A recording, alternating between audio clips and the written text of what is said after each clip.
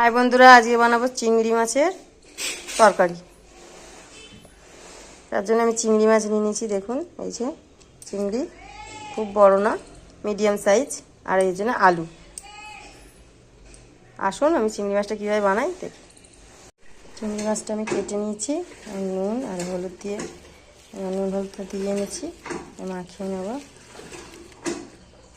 চিংড়ি মাছ ছাড়ালে কমে যায়, যা চিংড়ি তার হাফ হয়ে যায়। নুন হলুদটা মাখিয়ে ভেজে নেবো। আমি গ্যাস জ্বালিয়ে দিয়েছি, কড়া বসিয়ে দিয়েছি। আমি চিংড়ি মাছগুলোতে ভেজে নেব। এখন চিংড়ি মাছটা আমি ভেজে নিয়েছি। খুব বেশি ভাজবো না, মুচমুচে করে হালকা ভাজবো, নাহলে চিংড়ি মাছ শক্ত হয়ে যাবে। একটু জলটা হয়ে গেলে নামিয়ে দেবো। চিংড়ি মাছটা আমি তুলে নিয়েছি, ভাজা হয়ে গেছে। আমি তেজপাতা দিয়ে দিলাম, আলু কেটে রেখেছিলাম, আলুগুলো আমি দিয়ে দেবো। আলুগুলো আমি ভেজে নেবো।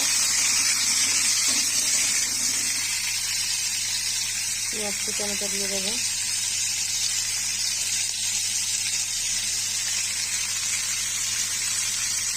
নুন দিয়ে দেবো।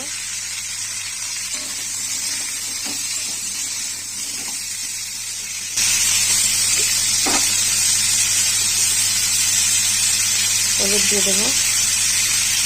নুন হলুদ দিয়ে আলাদাকে ভেজে নেবো ভালো করে।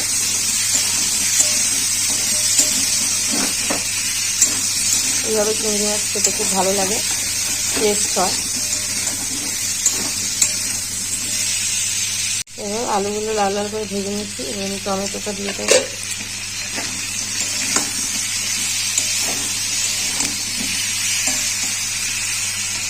মশলাটা দিয়ে দেবো, পেস্ট করে রেখেছি।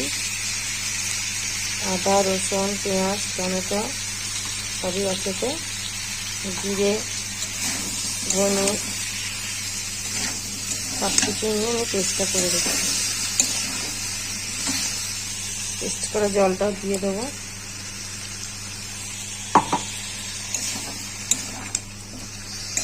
মশলাটা আমি এভাবে কষে নেবো।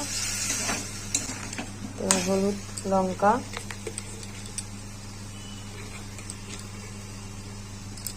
হলুদ গুঁড়ো,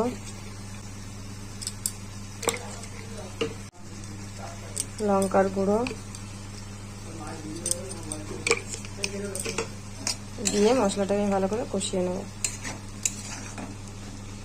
মশলাটা আমার কষা হয়ে গেছে, আমি এবার জল দিয়ে দেব। নুনটা একটু টেস্ট করে নেবো, আলুগুলো সেদ্ধ হবে।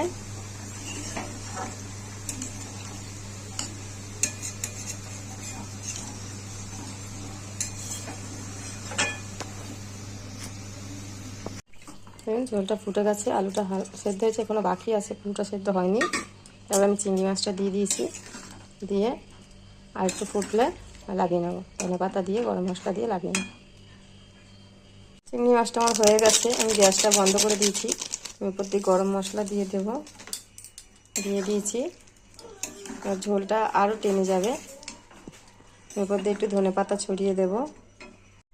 উপর দিয়ে ধনে পাতাটা ছড়িয়ে দেবো।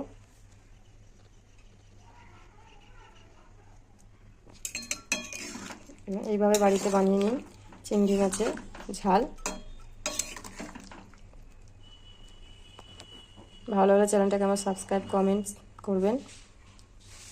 নতুন হলে আমার চ্যানেলটাকে সাবস্ক্রাইব করে পাশে থাকবেন।